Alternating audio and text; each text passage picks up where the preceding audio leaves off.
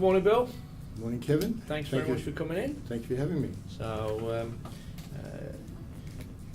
you and I have known one another for quite some time now. Yes, we're just telling some war stories about the old days. The good old bad old days. Yeah. So thanks for spending the time coming in this morning, answering some questions and being interrogated. My pleasure.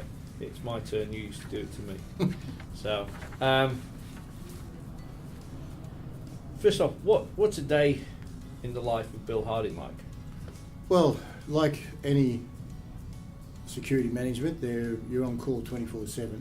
So for any incidents that happen when you're not at the office, you get called about. But I'm usually up at 5 o'clock, go and do some exercise, go for a walk, and then hit the road by 6:30. So I'm at the office as early as I can. Then, depending on the time of the month with budgets and all that you have to do out, you read the overnight incidences that happen which you don't need to get called for, and you clear the desk of that.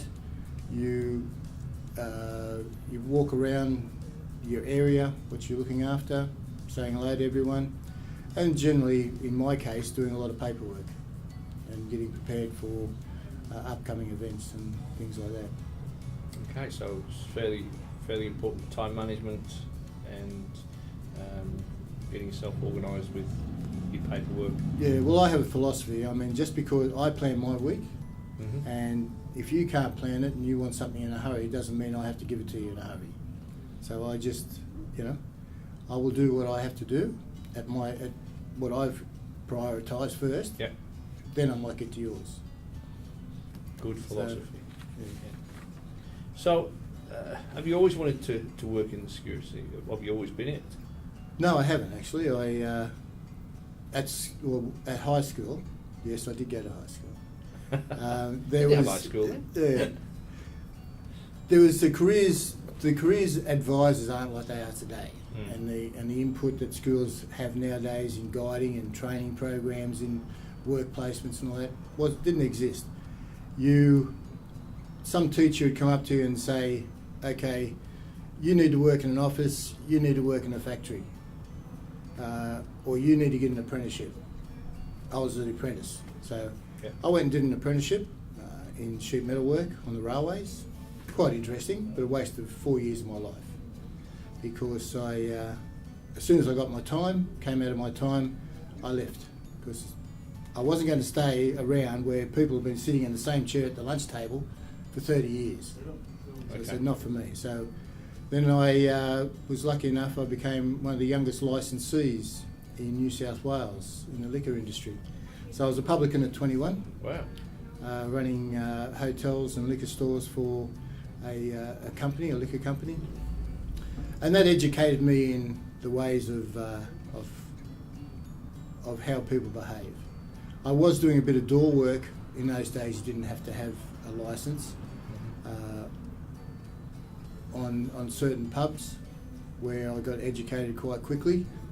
The first day I rocked up, I walked into the pool room and there was cue balls and cue sticks flying everywhere, and I thought, this is going to be interesting.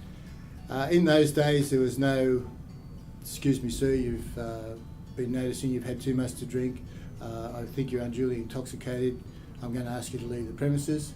It was, come here so-and-so, grab them by the scruff of the neck, and if they put up a fight, we see who was the best, and throw them down the stairs. Nowadays you can't do that. So I learned, I've gone from that to a very regulated industry, what we're in now. Whether that's for better or for worse is still being assessed by me. So, whereabouts was that? Was that in New South Wales? That was in Sydney, yeah, New South Wales. I worked in Kings Cross, Cabramatta, Fairfield, Bankstown, all the salubrious suburbs. All the quiet places. Yeah. It was quite interesting. Each area had its own different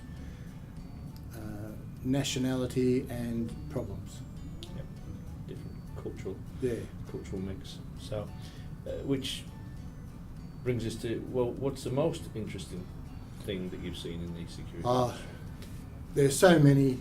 You just forget. To me, people get shocked I remember once, one incident that did stand out for me, which was nothing gory or nothing like that. I went and saw a client and told them, and the officer had to make sure no one got into these lifts here, okay? Because it was an advocacy office and they dealt with all types of unsociable characters and all that kind of stuff. So, and the lawyers were upstairs, but the door was over there, and people used to keep leaving it open, and that wasn't the main entrance. The other one was. So the officer said, "Can we get a sign that saying, please close the door, don't use the door?" So I went and saw a client, and I said, "Can we have a sign?" "No, not doing that." And I said, "Well, just bear in mind, if you said you want it closed all the time, if the officer has to go over there and lock the door, shut the door, someone could get in the lifts." "Oh no, people don't do that." And I've gone, "Really?" Yeah. So I soon got rid of that client. It was just a waste of time. But you've got your usual, which we were talking about before. We're in patrols, we're both familiar with patrols as well as static officers. Patrols are a different type of person who's required than a static security officer. Yep. Vastly different. They work all night shifts by themselves, and they go to some dangerous things. They're one out, go into an alarm and have to go and see why the alarm was activated, and make an assessment before they go in. Yep. So it's very you take your hat off to those guys who do that. Yeah, being on patrols, it's always a constant risk assessment.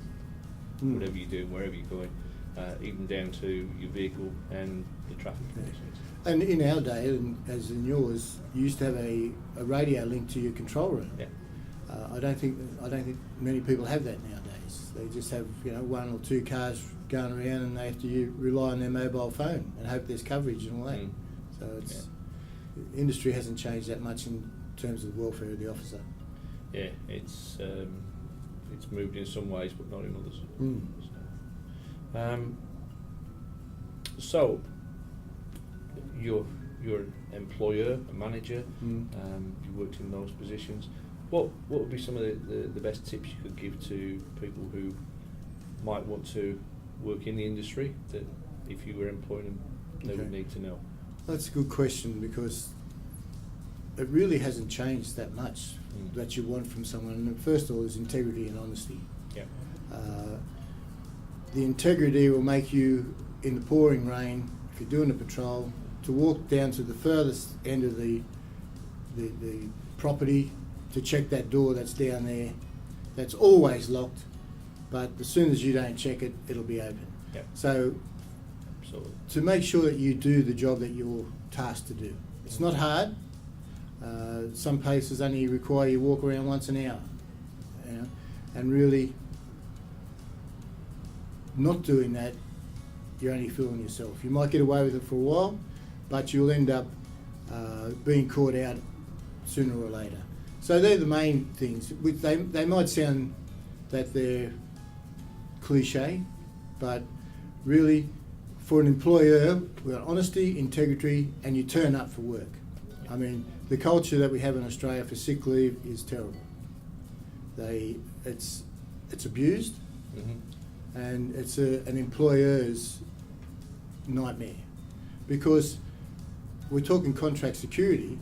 They can't factor sick leave into a contract. You're tendering against a lot of people who A, know how to do tenders, and B, those who don't know how to do tenders. So you've got a huge scale of prices from 1 million down to 500,000. So you've got to be spot on with your costings, and if someone continues to take sick leave, that erodes your bottom line, and an employer doesn't like that because he can't make a profit. The business could go bad, the whole thing. So the frontline security officer or patrol person is the most important part of the company, because they actually deliver what the client wants. We can tell them, we can show them, but whether they want to deliver it is up to them. You can have supervisors driving around checking on them, but they get a network going. So it's you need someone who is self-sufficient and is eager and wants to do the right thing, and they're so they got the good core values. core values, yeah. So. And it's a vastly different, like people, depending on what jobs they get, you've got to see who's suited for what. As you know, some people are very good in a gatehouse, logging in trucks and out, but you put them out on a static, doing crowd control, they're too intimidated. Yeah. So you've got to pick your right person. And if you're doing crowd control or nightclub work or pub work, you have to have a thick skin, because people are going to tell you and threaten you a lot. Yeah. But they don't mean it. They're the ones under the influence of alcohol or some other drug, and you're not. So there's no reason why you have to escalate to the same level as they do. That's right. Yeah. Absolutely spot on. So, and with the security industry, as you say about sick leave, people going off sick, it's not the type of industry where, well, if you don't turn up, it doesn't matter. If you don't turn up, somebody else has to be there to fill that spot. And that person may be on their days off, so treasuring the time with their family. So you call them up and say, mate, get out of bed, I need you at so-and-so.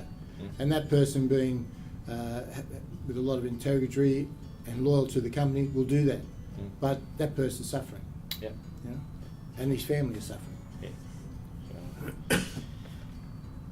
So we probably covered a few of them things there, but you basically made your career in the security industry. Yeah. What advice can you give to other people who want to make that career? Well, again, it comes down to all those things that we talked about before, having integrity and honesty, but being passionate about it. I mean, I love it. I mean, it's great. It's people you meet, the places you get to see that the general public don't get to see. I've looked after people, like when, I'm dating myself here, when the Queen opened up Darling Harbour in Sydney, we had the security for that. I've done U2, Good Charlotte, beauty pageants, the whole range of things where, you see, and the different preparations that you have to be involved in for each venue. Been all around Australia, worked all around Australia in places I never even heard of, and spent some time in them. Yeah. And it's been very good. So if you want to be successful, whether you want to just stay at the security officer level, because we need them. Yeah. Someone's got to do the job. Absolutely. Or you want to work your way up through the ranks. The main thing is education. Can't stress that enough. I still doing courses. Yeah, you're always learning. You're always listening to people when they talk, how they did things, what they did there, what they found wrong. Never sit back. I know we don't, because and say, well, I know everything, because everything is different, and you're never too old to learn. I mean, always keep an open mind in relation to how things are done. You will have a set way you'll do things, but over a period of time, like you're doing a major event of 50,000 people, well, the chances are of someone dying is high, law of averages. So you've got to arrange that you've got all that kind of equipment there. You've got to arrange for that you've got the proper egresses and emergency exits. You've got to arrange for first aid. All those things have got to come into your calculations, especially if you're doing a tender for it. These are things that you have to constantly read up and learn about. Join groups that specialise in those type of things, and so you can network and bounce ideas off them. Plus, also get feedback from how that client behaved at that venue that's coming to your venue. Yeah. So you've got an idea, so you can cater for that, and it doesn't cause a problem. Yeah. So it's down to the individual on what they want to do, but don't take shortcuts. It's the last thing. Don't take shortcuts. Be prepared. Do your risk assessments. and take everything into account where possible. Yeah, and constantly learn. Yeah. All right. You're the chair for the local chapter for ASIS, ASIS International, and you have been for a few years now. So, can you tell the other people, I'm a member of the chapter as well, but can you tell us about ASIS and what it's about and what it does? Well, ASIS International is a security association that was founded in America back in the 50s. It now has 50,000 members throughout the world and in 180 to 200 countries. Each country has what they call a chapter. Well, not each, countries do. Like in Australia, all states in Australia has a chapter. I first learned of ASIS going back to the early 90s, where because I worked for an organisation, a commercial organisation, I couldn't join it at that stage, and I was always envious why I couldn't get it, because the people who were in it were some of my clients. Yeah. And I thought that'd be a good place to get in there, but membership couldn't get in. So when the opportunity came to start a chapter in Queensland, I was one of the founding people. I think you were too. I think what, on the signatures? Yeah. Well, I think about 12 months after. Okay, and we started up the chapter, and like any organisation, it's what you put into it. ASIS International, again, comes back to education. They are strong focus on education. They have certification where you can become a certified practicing professional. You can become a certified private investigations, and physical security. Now these are old school exams where they take anywhere from, depending on what course you're doing, from 3 hours to 5 hours. And you get asked questions. And in the CPP, there is about, quote me if I'm wrong, it must be 15 books that they draw the questions from. Yeah. There's over 700 questions, and who knows how far the light on the end of the pier should shine out over the water for security purposes. I do. Yeah. It's 100 feet. They're the things that you wouldn't even think of. Yeah. So it opens your eyes to, when you're doing a risk assessment for a job, to take those things into account. We have we have meetings every year where we try and get high-profile people or professionals in their fields to come and talk to us at breakfast meetings. We're fortunate enough to have, at last count, I think 3 people with PhDs in security. So they have the title of doctor before their name, and we draw on those expertise, as you know, all the way down to people like us. So people out there, anyone can get into it. So it's quite a good networking opportunity, not only in your own chapter, but throughout Australia, throughout the world. If you're going overseas and you want to, on business, you write to the local chapter, see when they have a meeting. They're always welcome, and you're always learning off people. So I find it one of the best. There's the ones that you have to be a member of if you're a security provider, which can tend, depending on who's in charge, go towards electronics, patrol, whatever, and forget about someone else. Whereas the agenda is education. And it's individual based. Correct. What I've always liked about it, it's not been an agenda of, oh well, what can I learn off you to use in my business that I can compete against you. It's what can we do to help one another. And it's as you just pointed out, the individual joins, not a company. So it's individual. So, how did you get to be the top dog there? Well, again, turning up to meetings. Turning up to meetings. Being proactive. I first joined, and then there was an opportunity. They were looking for a chapter, an assistant deputy chapter chair. So I applied for that. Not applied for it, nominated for that, and I was elected. And then I was fortunate enough to, when the chairman at the time had to leave to concentrate on his work, that I was elected to take over the chair. So again, it's and I've been doing that for the last couple of years. The chapter itself, as you know, meetings can be very, get a lot of people to them, or you don't get a lot of people to them. Again, it comes down to Queensland has a little bit of a problem in terms of a lot of our members are FIFOs, fly in, fly out. Yep. Depending on the meeting or the date of the meeting, they could be away or they're in town. So we have it like there. And also the quality of the speakers.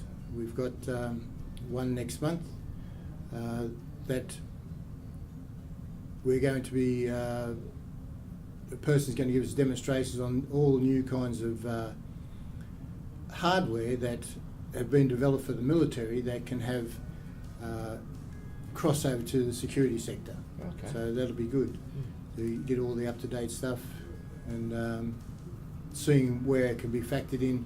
And especially in, like I said, the FIFO guys will be interested because a lot of it has to do as remote areas where they work to assist them doing their job, so it'll be good. Okay.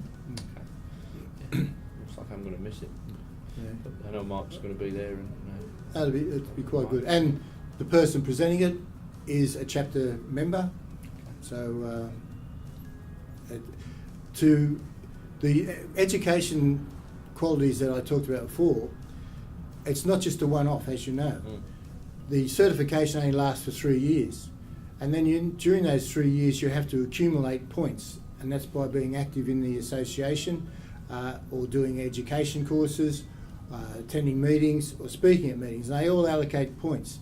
So at the end of the 3 years you have to show that you've reached the criteria that they can recertify you again. So what it's saying is that you're educating yourself all the way through those 3 years. You just don't get it like a degree where, that's it. And 20 years later, you can still say I've got a degree, but how relevant is it if you haven't done any other kind of updating during that time? Yeah, and that's where nowadays a lot of people are struggling because they've done something and it's 15, 20 years out of date, and they're having to justify how their currency's still there. Well, you talk to them, people with degrees now, they say it's relevant for 5 years and then it's out of date, as you just termed it there.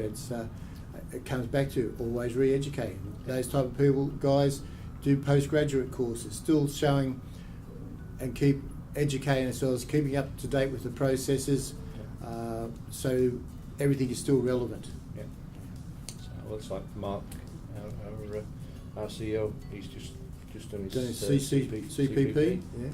So he's got an MBA. And he's, and it's funny you should say that. Like one of our chapter members, Dr. Gav, he had a master's degree in security and risk assessments, and doors were. But as soon as he got his CPP, he said people that wouldn't talk to him before talked to him, but now he's got. So he saw the value of that, and this guy had jobs all around the world, and now he's got a doctorate. That's even opened up more avenues for him. So he's. I don't know what's left for him, but he's a university lecturer now. That's right. So again, he's passing on his expertise to the up and coming people.